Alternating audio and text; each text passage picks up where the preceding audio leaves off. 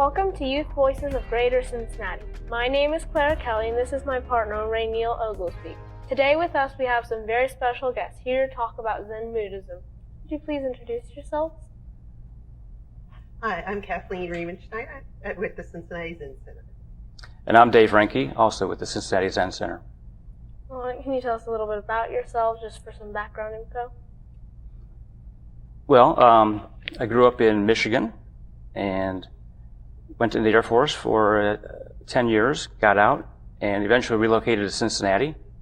And then about 10 years ago, went to the Cincinnati Zen Center, and I've been going there ever since. Hi, I'm a native Cincinnatian. I work at the Cincinnati Arts Association. I do a lot of educational programs in the arts for students. And I started the Zen Center probably about 15 years ago. What got you into Zen? Well, I think for a long time, I've just been curious and interested in what our life is about, our purpose, why we're here, the bigger picture. And so many years ago, I was given a book to read called The Wisdom of Insecurity by Alan Watts. And I read that book, and 20 years later, when I happened to go into the Zen Center, I made the connection between that book and Zen, and it resonated with me as far as I think this is what I want to do, to get answers to some questions that I have, and I've been going ever since. Yeah, I think I was first introduced during college. I took an Eastern religions course as kind of an elective. I'm always interested in trying to find out more about other cultures and religions, and again, it was kind of probably a couple decades or so before I saw an advertisement somewhere for an intro to Zen workshop at the Cincinnati Zen Center. So I just go, I'll go see what that's like. And it's kind of, again, it's an interesting form to kind of help you do a lot of more self-reflection. So you converted to Zen? You haven't always been Zen?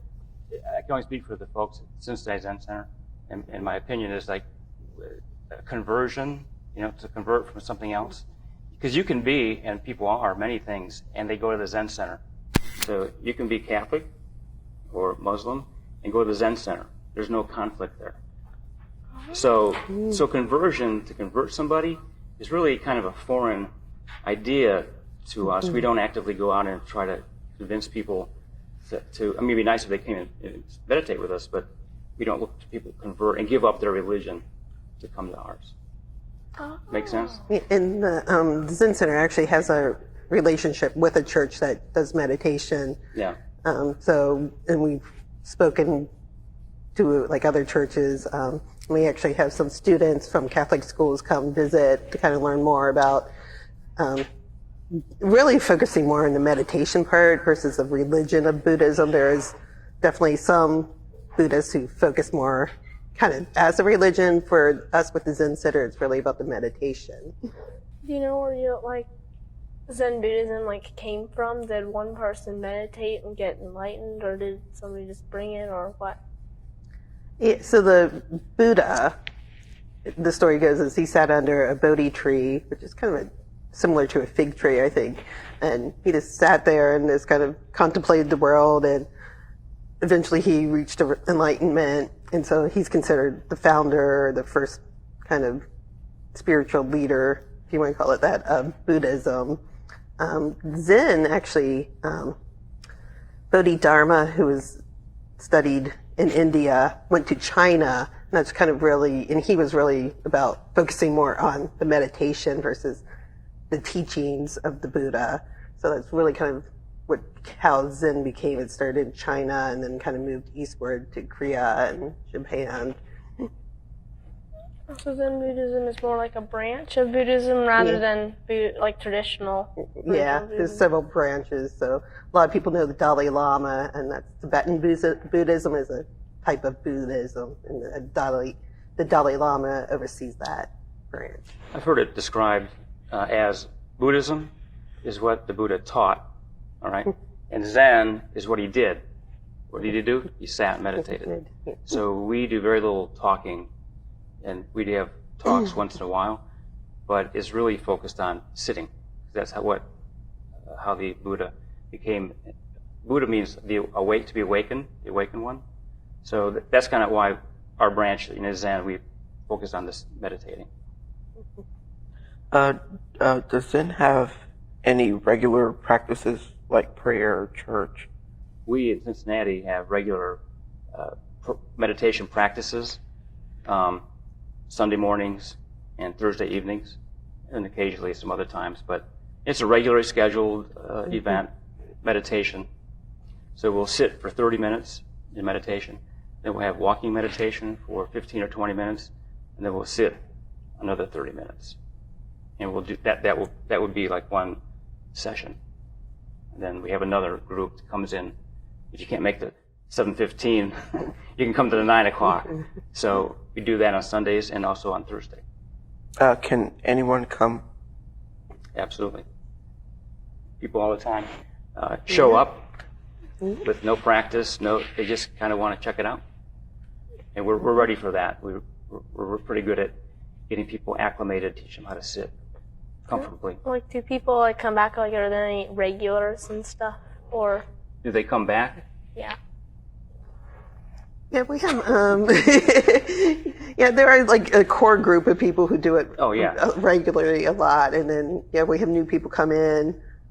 Sometimes like they'll come irregularly, but you know, sometimes people just come once and they decide, okay, this isn't for me. But yeah, there's a core group of people that do it on a regular basis. Are there any beliefs in Zen that is different from any other religion?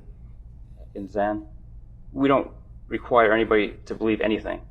In fact, quite the opposite. I would say question everything, right? And so allegedly the Buddha said, don't believe me, and don't believe what you read, don't believe what that person tells you. Zen is very experiential. You try it.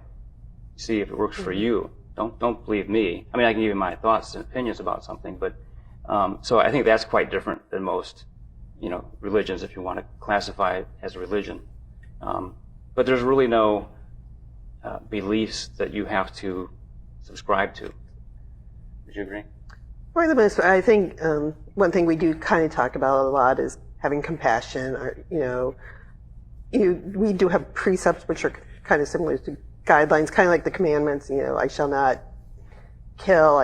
Or we don't say this shall not. We say I refrain from taking of life. I refrain from taking which is not mine. So there are kind of like these guidelines that you're supposed to essentially meditate on. So it's not so absolute, but it's very relative. It's like, okay, think about that, what that means for me in my life. How do I have compassion for other people in my life? So yeah, it's kind of like they're there, but we're not really like, you have to do this. It's really kind of being very self-reflective. And what does this work in my life? One other difference to me is to start. There's no Buddhist or Zen God. Like the Buddha, he didn't set out to form a religion. When he died, his followers, well, that being human, that's what we like to do, organize it and write it down and we'll light some candles and stuff. But he never claimed to be a divine deity or a God. So there is no God to pray to. But again, if you're come into the Zen Center, we don't question what your religion is or you follow. So you can certainly pray. That's not against prayer, but in the Buddhism, there's no Buddhist God. How did you guys end up picking this as a topic? Is it interesting to you? Or? Yes, I'm very interested in other, I saw the Buddhism and I assumed that it was more of a religion. Now I know that's not, and I still find it interesting, but I am very interested in other cultures and religions and things like that. I think Buddhism is, they read the fourth largest religion. Yeah. But again, some people think it's a religion, some don't. Yeah. It doesn't really matter. Yeah. I think the different branches, like Zen, like we said, is very much focused on the meditation part. Some of the other branches of Buddhism kind of look more like a religion than Zen does. So they kind of have those regular, they'll have monks and teachers. We do have a teacher. We have a Zen master who, kind of is like guiding, kind of helps us, guides us through our practice. not quite the same as having like a priest or a minister up there kind of preaching to us, even though he does do, we call them Dharma talks. Or, he talks about some kind of subject, or there's also these koans, which are kind of like mental puzzles you kind of think about to help you kind of think about life. Talk about those. So in some ways that you kind of think, oh, that looks a little bit like religion, but it's not kind of in the same format. Does the Zen Center do other things to other places and help them meditate? We're starting to do more of that, outreach in the community to meditate with groups. And I'm not sure if how far we've gotten past Lebanon. Yeah, it's every once in a while people, usually it's like schools who tend to call us most, because again, for a class, like a world religion class or some kind of class, to kind of have us come out and talk about it, kind of like we're doing now with this.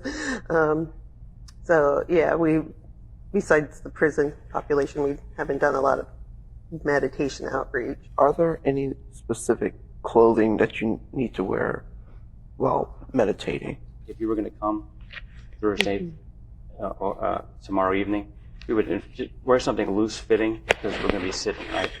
And other than that, we tend to ask people to wear darker clothes, so it's not as distracting while you're sitting quietly, because we sit with our eyes open. And so other than that, there's really very few. Yeah, the Zen master, like when we're doing like retreats, he will be in a robe, like a traditional Buddhist, robe. There's also what's called the kasa. It's like kind of like the square piece of fabric that senior students and teachers will wear. It just kind of designates them as someone who's been practicing for a long time. So if anyone has any questions or wants, a little more guidance, they know who to go to. Are there any holidays and stuff in Zen Buddhism? Just maybe celebration of the founding or anything like that? Buddhist Enlightenment Day, also Bodhi Day, so a lot of people call it. It's to celebrate the day that Buddha became enlightened as sitting under the Bodhi tree.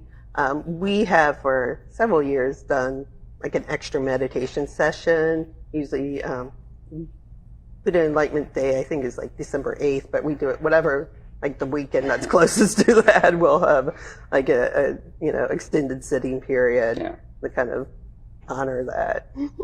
It's not real festive. We're sitting on a We'll get together on a Saturday evening and sit for a few hours for that. Are there any rules do you have to follow? During practice, we have to be silent. That's kind of an expectation. Just kind of keep it non-disruptive to other people. When you're sitting on the cushion, you don't want other people talking. You're very silent. Even during the walking period, we expect you to be silent the whole time unless you absolutely have to talk.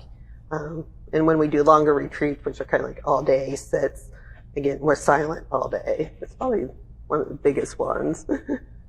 Yeah, that, and we try not to look around. So we're kind of in a contemplative, meditative posture, if you will, while we're walking as well.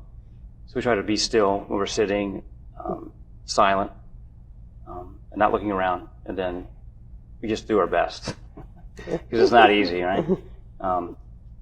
Those are kind of the rules of that. And outside of that, just in your daily life, we have the precepts, but there's no don't do this, don't do that. Do you have to walk a specific way? I know there are some Zen centers. I've been to one once where they all walked in a single file and followed each other. And we're more free form. You can go outside and walk during our 15 or 20 minute walking meditation, or just stay inside and walk inside. Yeah, the idea when you're walking is to still be kind of contemplative. So a lot of people kind of tend to do a slower walk, just kind of be really focused on their walking and kind of consider that part of the practice. But yeah, there's not a particular way you have to walk. About how many people do you think come to the Zen Center when you meditate? That'll vary. Like on Thursday night, you might have 8 people. On a Sunday morning, we have 2 sessions, like I said earlier. And there might be 12, 14, maybe 4 if it's cold out and it's the middle of winter. And that varies. We're having a retreat at the end of March where Kathleen mentioned Zen Master from down south Lexington will come up for the weekend, and we filled up 22 people will be there for a weekend retreat meditation. Do you guys get to travel across the United States to meditate with other people? You could, certainly. And I think some people haven't. Yeah. In the past, I have not. I mean, other than down at Furnace Mountain. Yeah, so First Mountain is actually kind of more like the seat of what we call a Sangha, which is just kind of a community of people who practice Zen. So that's where our Zen master lives. It's just east of Lexington. And I can't remember how many other centers are affiliated with that. There's like one in DC, Houston, even has some overseas in like Great Britain, Australia, South Africa. So he travels a lot because he goes and visits all these different centers. If you go down, you can also go down to Furnace Mountain for a retreat, and then you'll meet people from other places in the country and overseas that come to a retreat there. Are there any other Zen centers in Cincinnati that you know of, or just the one that you guys go to? I know there's the Dharma Center, which is I don't remember exactly where they're located. They're in Northside. Northside, yeah. And they've been around quite a while, and they have a good group of people there. Several of them go to Lebanon with us. Yes, what is Dharman? You said there's a Dharman center. What's Dharma? The Dharma refers to like the teachings of the Buddha. Do you know any of the other branches of Buddhism? You know, Tibetan has its own kind of form of Buddhism. There's a Theravada, and then I'm trying to think the other name. I can't remember exactly how it's said. It's Mahayana. Yeah. Right. Yeah, they're like countless. And then types. yeah, and then even with Zen, like it started in China and moved. Our lineage is actually through the Korean form of Zen, and then in Japan there's like Shoto Zen. So as it kind of traveled to each country, they kind of form their own kind of variation of Zen. Yeah, I can't remember which one it is, Soto Zen or Renzai, but they'll sit facing the wall, right? So we sit facing in a square. Inward, yeah. So they'll sit facing the wall outside. Why? I don't know, but they do. So there are some differences that are just cosmetic. I mean, we're all sitting and meditating Right. For the same, but they do a little bit differently. What are like some of the benefits of meditation? Zen means meditation, which I mentioned that earlier. Benefits, I know there have been many articles recently about the scientific benefits of meditation. Blood pressure, anxiety. Yeah, I don't want to overstate it, but there are some definite benefits physically, mentally. So yeah, there are absolutely benefits to meditation. Of course, the Buddha meditated and became enlightened. So there's kind of that aspect to it. When we sit, we try to we don't talk about getting enlightenment or awakening, even though that may be what some people think the goal is, right? So it's kind of like, I don't want to say attaining a goal without talking about it. We just do it and meditate. So there are benefits that have been proven.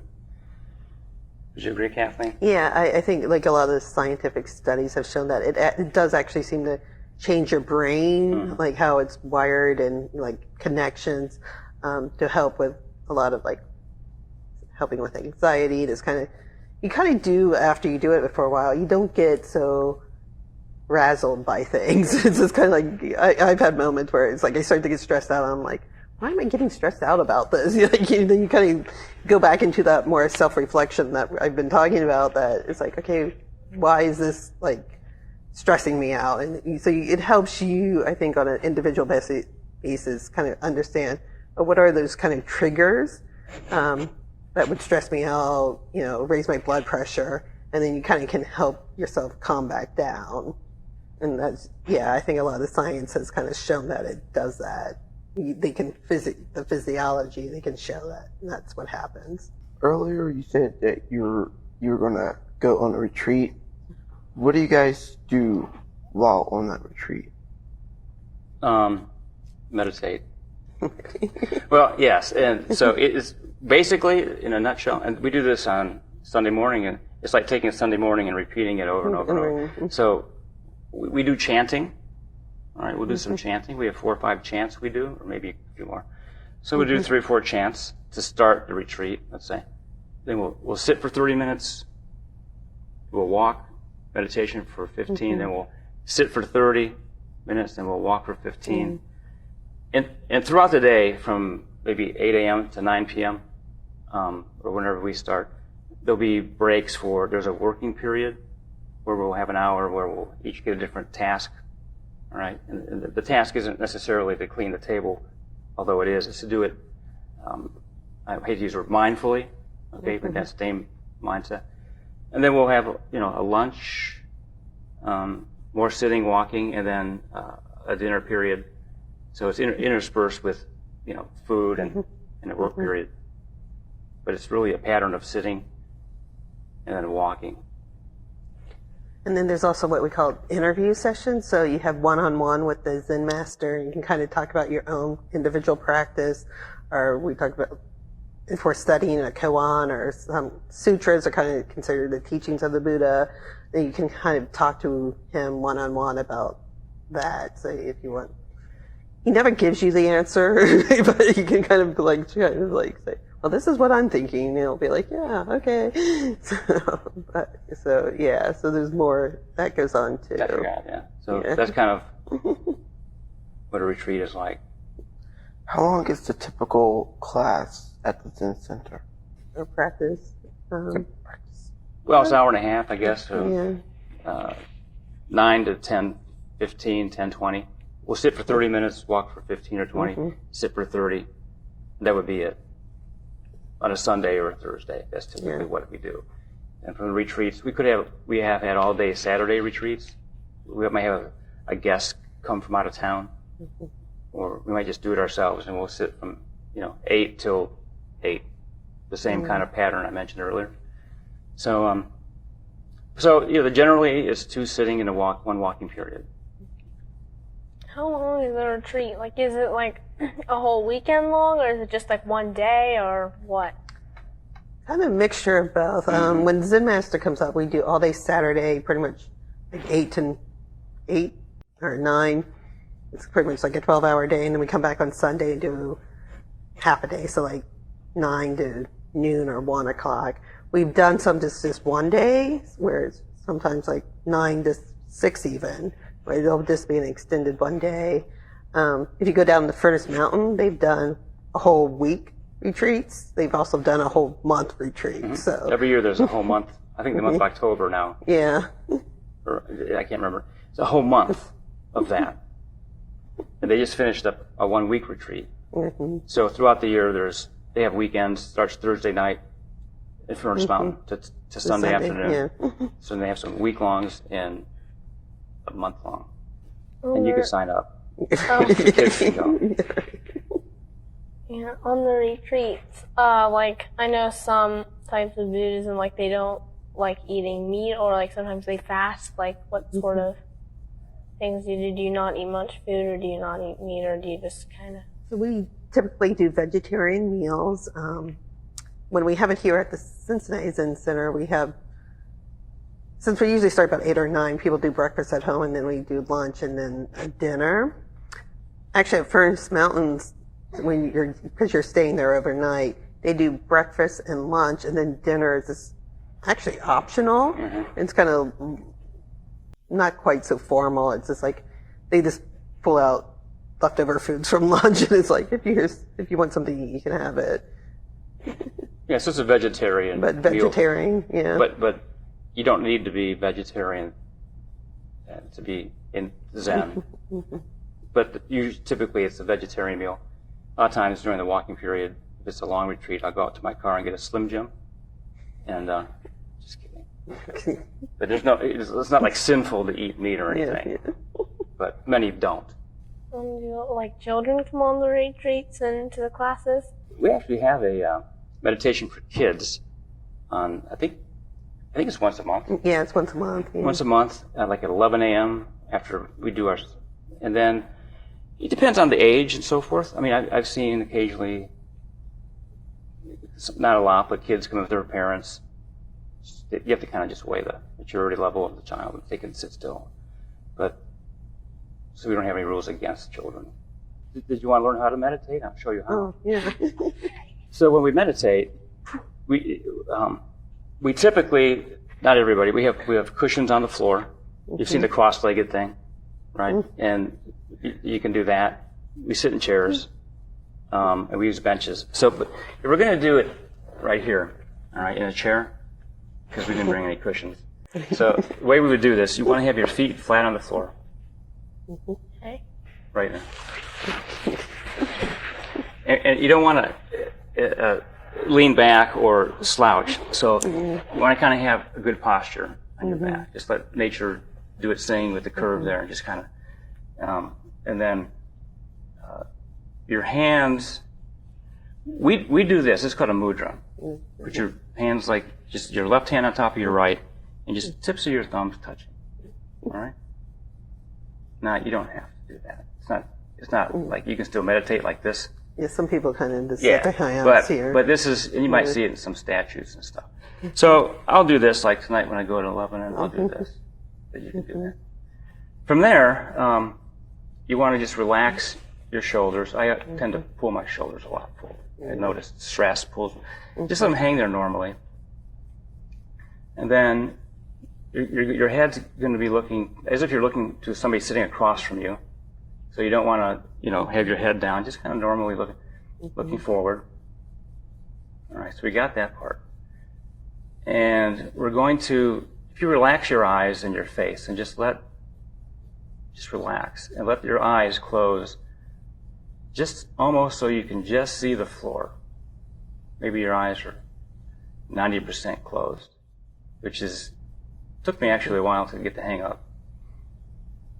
And then you're breathing. All we're going to do is just breathe normally. Okay? So when you think about it, we're sitting and we're probably staring at the floor, which is really what we're doing. And then from there, we tell folks, especially when they're new, we're not trying to not think of anything special. We're not trying to not think. We're not trying to conjure up anything. Your thoughts are going to come and go. Just you can't stop them. So I think the important thing is if we try to do anything, is let the thoughts go as they come into your mind. And the analogy would be, let's say we're a mountain and your thoughts are clouds passing by. You just let those thoughts go by. And then something else that's helpful is to count your breath. So we're going to count on every time we exhale, 1 to 10. And then when we get to 10, we'll go back to 1. So we'll do that for about, let's say, a minute.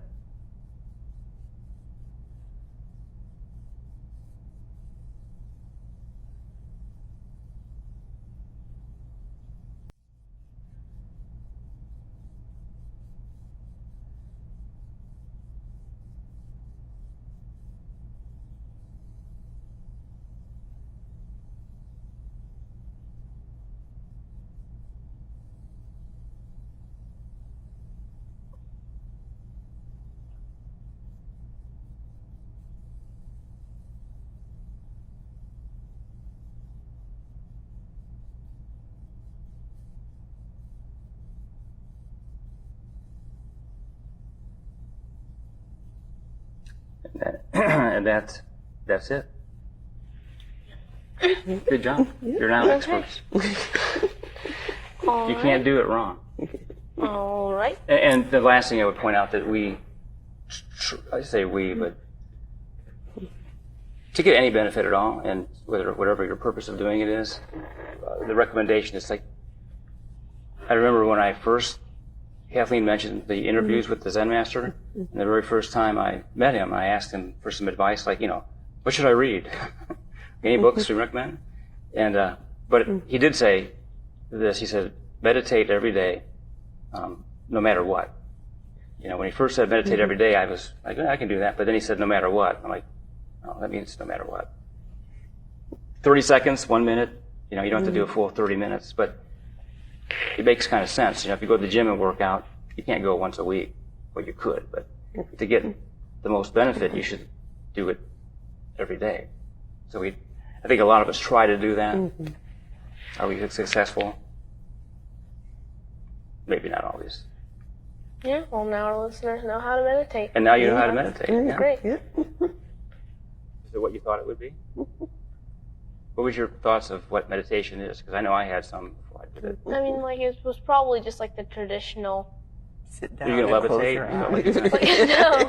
No, the traditional thing that people do. I'm not sure whether this is actually how people meditate. Is they sit crisscross like that, and then they put their hands like that, and then they start making sounds. That's TV. Yeah. And the knees up like that, I see that. Yeah. And I go that's not. But the traditional is actually do lotus, where you have your Well, foot on your thighs. I am not flexible enough to do that. No, most of us can't do it. We do we may do some kind of cross leg, but the key is to make sure your knees are on the cushion. Yeah.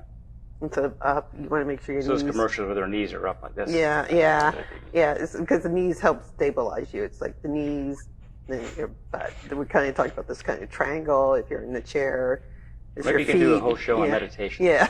We'll have cushions. The idea is to keep you stable, Yeah. and you want to be comfortable. I mean, you might still have some aches and pain, but you don't want to be in so much pain that the whole time you're like, oh my God, I'm in pain the whole time.